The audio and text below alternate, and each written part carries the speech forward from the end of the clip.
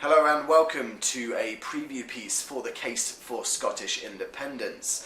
So of course on Thursday we see the Scottish electorate taking to the ballot boxes to vote on whether they believe Scotland should splinter off from the 307-year-old United Kingdom and to become an independent country. In terms of the timeline, the ballot boxes close at 10 p.m. London time on Thursday, with the 32 Scottish councils gradually releasing their own referendum results throughout the night, where eventually we should see a conclusive result by 7 a.m. on Friday morning. So they are to be released relatively gradually throughout the night. Analyst expectations are for the likes of Orkney and East Lothian to begin the process at around 2 a.m. on Friday morning, with the big hitters of course being Edinburgh and Glasgow following at around 5 a.m. London time, where we should have a pretty clear-cut result and the markets should really know which way the vote is going to swing.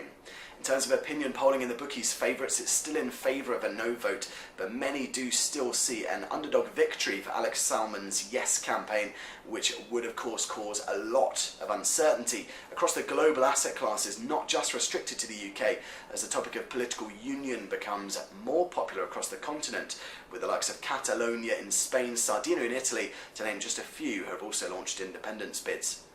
In terms of the FX markets, then, the sterling currency will likely see a lot of downside. Analysts estimate that sterling could fall as much as 5% as capital flight grips not just Scotland but also the UK, prompting a lot of downside also in UK equities.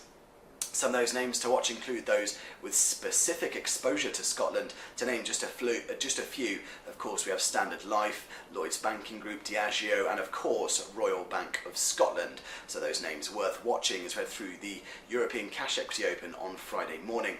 In terms of the fixed income markets, a lot of the focus will then shift to how the Bank of England could react. Now, Treasury officials are to meet in the event of a yes vote ahead of all the markets open, in case they do see the need to require any liquidity to the market and shore up financial confidence.